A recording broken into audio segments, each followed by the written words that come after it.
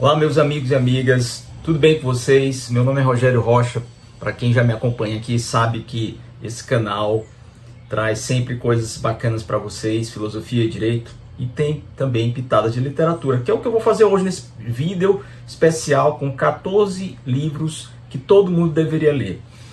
Então eu resolvi fazer aqui uma pequena apanhado, uma lista com obras que são verdadeiros clássicos da humanidade e que eu creio que, como experiência íntima, como experiência de vida, nós todos deveríamos ler, porque são aqueles livros que mudam a concepção sobre a forma de ver o mundo, mudam a nossa concepção sobre nós mesmos, ou enfim, depois que você acaba de ler esses livros, essas obras, como tantas outras que nós poderíamos enumerar, você não é o mesmo, ou aquilo te deixa profundamente tocado, ou mesmo lhe revela sentimentos, emoções, ideias, concepções que você não tinha percebido sobre a vida, sobre a própria narrativa, sobre os personagens icônicos, enfim.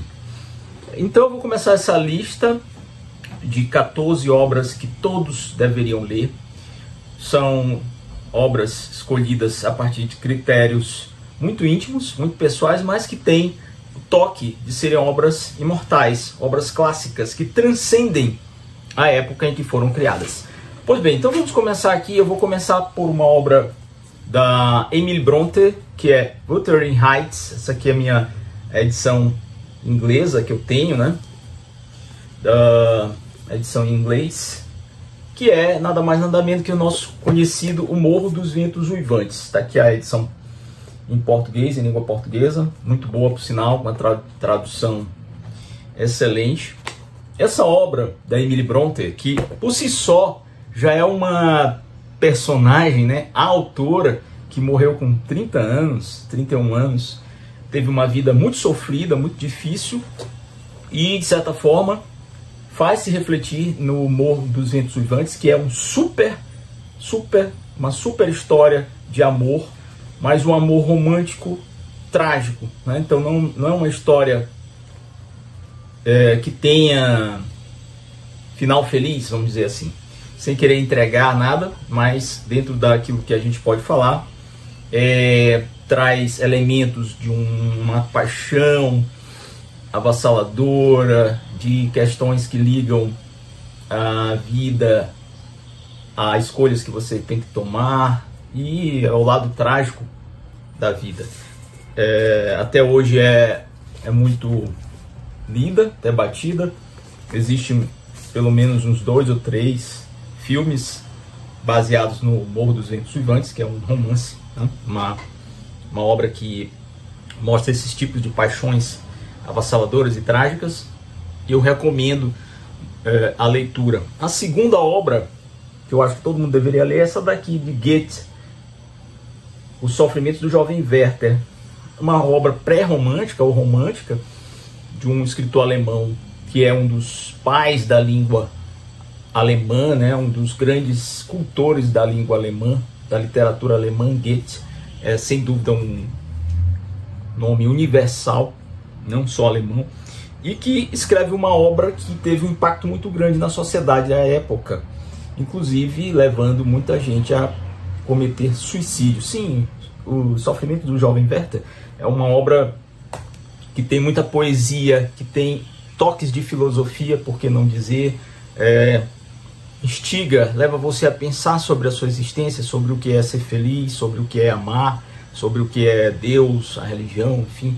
Mas, sobretudo, é um romance que tem aquela pegada de divagação, de reflexão sobre o amor, essencialmente psicológica, e teve uma repercussão extraordinária na Europa e em todo o mundo. Até hoje é objeto de muitos estudos. A outra obra que eu acho que todos deveriam ler é essa daqui, fundamental, Fernando Pessoa, O Livro do Desassossego. Essa minha edição aqui é da Assírio e Alvim, tá?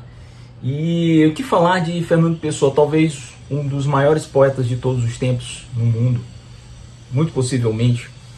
E é muito difícil falar de poesia e de literatura. Na verdade, esse livro aqui não é um livro de poesia, é um livro de reflexões. Ele é até meio difícil de você categorizar se é filosofia, se é um livro de cunho autobiográfico, se são elucubrações do autor, se é um livro feito para ele mesmo, enfim, se é... eu não sei, é muito difícil dizer o que é o livro do Desassossego, por isso que ele nos causa desassossego. Fernando Pessoa chegou muito próximo da perfeição do que é escrever em língua portuguesa. Eu sempre pensei isso e continuo pensando. Então tem muitas conjecturas, tem muitas apreciações sobre o que é a vida, sobre a prosa, sobre a filosofia, misticismo. Tudo que vocês possam imaginar cabe dentro dessa obra, que transcende também a si própria, porque ela é muito mais do que uma mera obra literária. Fernando Pessoa, então, é um livro que nos causa desassossego, sim. Outro que nos causa desassossego, que é um livro profundamente psicológico, para dentro, ensimesmado, de um russo maravilhoso, que é o Dostoiévski, chamado Notas do Subsolo. Ele sai também em português com o título Memória do Subsolo, alguma coisa assim.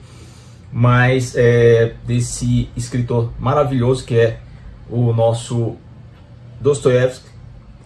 Notas do Subsolo é um golpe de mestre da psicologia, né? Ele tem um conteúdo muito denso, não é fácil de ler, tem muito daquilo que os existencialistas e os nihilistas e Kafka e Camus e Sartre fariam depois, ele faz aqui.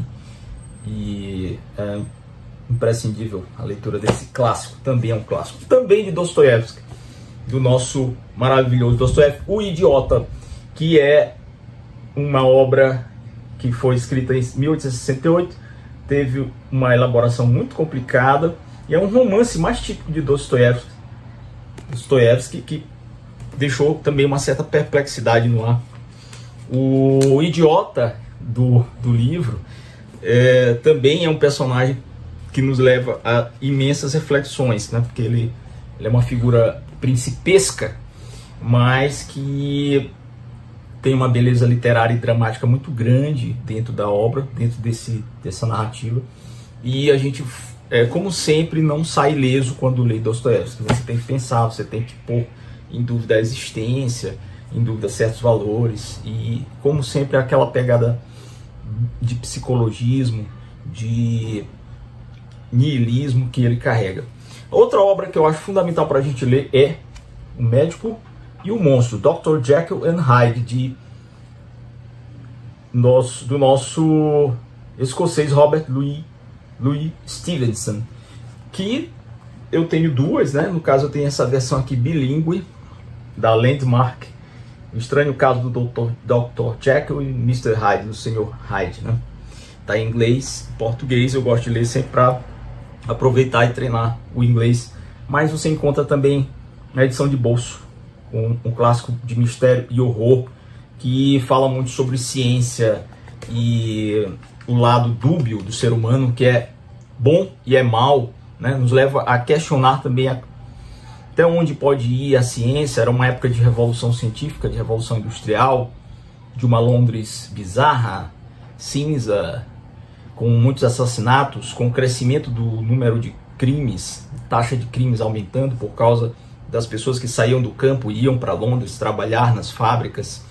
E Robert Louis Stevenson, que é um dos grandes nomes da literatura mundial, constrói essa célebre obra de horror e de mistério que envolve a duplicidade do ser humano, um cientista que é ao mesmo tempo talvez um monstro. Então fica aquela ideia do bem e do mal, do dualismo que há no ser humano, apesar da razão, a brutalidade, a violência, enfim. Então, essa é uma obra também que eu recomendo para vocês. A outra obra é um escritor tcheco, né? Kafka, Franz Kafka, A Metamorfose, que trata de realmente uma transformação, a transformação do homem, um homem que trabalha, que sustenta uma família, que um belo dia acorda transformado em algo que não é humano. E aí você vai ver o desdobramento disso ao longo dessa obra fenomenal. Outra obra do mesmo autor que eu recomendo entre esses livros que todo mundo deveria ler é O Processo, que coloca o homem diante do absurdo de não saber por que está sendo processado, o que cometeu, o que fez, vê-se diante da lei numa situação que cria o termo kafkiano, né? A expressão isto é kafkiano vem da noção trabalhada dentro de um processo, quando alguém vê-se diante de uma acusação que surge do nada e ele é levado ao sistema judiciário sem saber ao certo, e é toda essa trajetória de angústia, de absurdo, de incompreensão, quando você é levado para dentro de um poder que começa a ameaçar tua própria existência ou tua liberdade. Então é uma crítica aos regimes totalitários e à burocracia do Estado também. Dentre outras muitas coisas, está aqui em Um Processo, de Franz Kafka. Outra obra clássica que eu admito ter mudado muito a minha vida e que me impressionou bastante é A Insustentável Leveza do Ser, de Milan Kundera, que é um romance que data de um período histórico muito marcante para a Europa, sobretudo uma transição ali entre regimes, né? Socialismo, procapitalismo, leste europeu, e tem uma abertura logo nas primeiras páginas muito impactante, de cunho extremamente filosófico, que te leva a pensar sobre essa noção que ele vai trabalhar de insustentável leveza do ser e de eterno retorno, e da emoção que você sente ao ver a imagem de uma pessoa numa foto do passado e que te remete a sentimentos que não existem mais, enfim. A Insustentável Leveza do Ser, Milan Kundera, é uma obra que você deveria ler. Outra obra que eu recomendo, brasileira, O Cortiço, de Aloysio Azevedo, um mestre do realismo, um cara que definiu o que era realismo no Brasil, com 3 obras fundamentais: O Cortiço, O Mulato e Casa de Pensão. Eu gosto das 3, ele é um autor fundamental para a literatura brasileira, a literatura nacional e também para a literatura mundial, por que não dizer. Membro fundador da Academia Brasileira de Letras, fez essa obra, O Cortiço, em 1890, e é sua síntese mais acabada do que é o realismo. Na literatura brasileira, O Cortiço fala sobre os instintos primais do homem que mora num cortiço, o seu lado mais biológico, mais genético, as implicações do meio social para com o indivíduo, para com o que ele se torna. Tem aquelas noções de cientificismo muito comuns à época, dentro da literatura, a partir da concepção do realismo, do naturalismo. E crítica social à pobreza, à degradação do ser humano, às diferenças sociais, enfim. É uma obra fundamental que você deveria ler. A outra obra que me marcou profundamente, a obra que deu também origem a um belíssimo filme com Jack Nicholson no papel principal, a obra de Ken Kesey, chamada Um Estranho no Ninho. Um Estranho no Ninho fala sobre a experiência de um homem que vai parar no manicômio sem ser louco, e aí ele vai fazer amizade com os loucos, ele vai vivenciar o que é estar dentro de um manicômio, o que é lidar com a loucura e o que é lidar com o tratamento da época, que era no período pré-movimento antimanicomial. Então havia todo tipo de tratamento de choque, tratamento violento, ministravam-se drogas pesadas para os internos, e ele faz parte dessa maravilhosa experiência mais aterrorizante de ser um estranho no ninho. É um cara que vai parar no hospício e sente que aquilo ali é muito pior do que a prisão, é uma outra prisão, num sentido muito mais devastador. O filme também é muito bom. Se você não gosta de ler, mas gosta de assistir filme, O Estranho no Ninho, filme com Jack Nicholson, também é sensacional. Outra obra que eu acho que todo mundo deveria ler alguma vez na vida é do maravilhoso Umberto Eco, O Nome da Rosa. O Nome da Rosa, que tem também um filme com Sean Connery. Filme muito bom, por sinal, mas nada supera ler a obra muito bem escrita de um cara como Umberto Eco, que conhece muito de história e que tem uma capacidade monumental de narrar os fatos. E ele vai falar aqui de crimes cometidos dentro de um mosteiro e da investigação que é feita por um frei dominicano que vai atrás de descobrir quem está causando a morte daqueles monges. E mais ainda, outras questões que dividem a igreja, questões teológicas, questões conceituais, questões teóricas em torno de Jesus Cristo, de Deus. E num período medieval, onde a força da igreja ainda era muito grande, e há uma série de críticas que ele faz ali, inclusive, a essa circunstância, a essa data, a esse momento histórico, em torno de uma trama muito bem arquitetada, muito detalhista, né? O Umberto Eco consegue fazer isso em suas obras. Eu recomendo demais. Vou tirar aqui da frente da câmera, porque vocês depois não vão me ver mais. A outra obra que eu acho que todo mundo deveria ler na vida, Saint-Exupéry, O Pequeno Príncipe. Sim, O Pequeno Príncipe é uma obra para crianças? É, mas também é uma obra para adultos. Exupéry conseguiu a façanha de construir um clássico universal, lido, estudado, elogiado, vivido, comentado até hoje, e que emociona pela sua humanidade, pelo caráter de humanismo que essa obra traz. Tantas missões, tantas mensagens, lições de vida na figura de uma criança, o Pequeno Príncipe, e do aviador que cai no meio do deserto, do nada, e tantas lições sobre a existência, a vida, o amor, a fraternidade, a amizade verdadeira, os sentimentos mais puros que saem de uma criança que se encontra com um homem no meio do deserto e que morava num planetinha que só ele, sozinho, solitário, com sua rosa. E é uma das histórias mais comoventes do mundo, até hoje faz muita gente chorar. E não é apenas uma obra para crianças. Na verdade, Exupéry, que escreveu, dentre outras coisas, A Cidadela, era um cara muito inteligente, conseguia tocar a essência do ser humano. Tinha filosofia também, muita filosofia nas obras dele. E, enfim, é uma obra para ser estudada, lida, sentida, vivida e estudada. Pequeno Príncipe não é uma obra comum para crianças, é uma obra universal para seres humanos. E por fim, mesmo que você não creia em Deus ou que não tenha religião, a Bíblia Sagrada.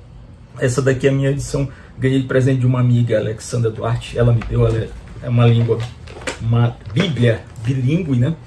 Tem inglês e português, que é para também treinar o idioma inglês, a leitura. E é um livro de sabedoria, é um livro que sintetiza muito do que nós somos enquanto civilização judaico-cristã. E mesmo que você não seja ligado à religião, mesmo que você não tenha uma fé num Deus ou num ser superior, mas a Bíblia é um livro que vai te trazer muitas reflexões por tudo aquilo que ela representa para a humanidade. É um livro que já vendeu mais de 5 bilhões de cópias, né? O Pequeno Príncipe, que eu mostrei há pouco, já vendeu em torno de 250 milhões de cópias até recentemente. E outras tantas obras que eu poderia indicar para vocês que não entram aqui, mas que merecem ser lidas. Don Quixote, de Cervantes, que é uma obra monumental. Obra de Saramago, o Evangelho segundo Jesus Cristo. Tolkien, Senhor dos Anéis, a trilogia. Muitos outros que levariam essa lista de clássicos que todo mundo deveria ler um dia à exaustão. Mas eu fico com essas 14.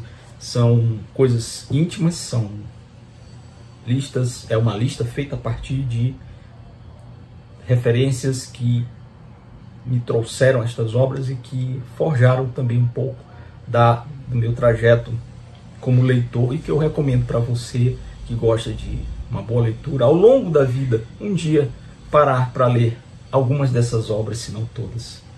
Fico por aqui, meu nome é Rogério Rocha, espero que vocês tenham gostado do vídeo. Comentem, deixem os seus comentários. Quais são as obras dessas que você já leu?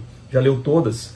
Cite outras obras que você acha importantes e que tragam algo de fundamental, de essencial para quem lê na história da literatura. Até a próxima, fiquem com a gente, cliquem, deixem seu like, inscrevam-se no canal e compartilhem os nossos vídeos.